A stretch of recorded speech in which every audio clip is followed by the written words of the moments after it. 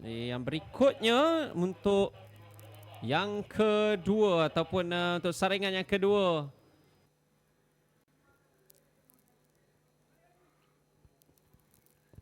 Baik, terus dimulakan untuk saringan yang kedua bagi acara 400 meter lelaki.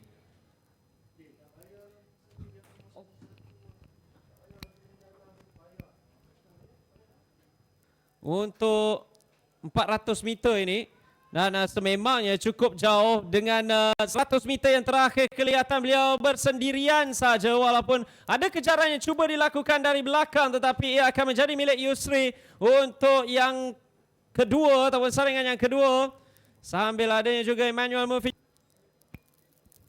Jadi ini catatannya 47.96 saat untuk Yusri. Sambil Emmanuel Murphy Josbert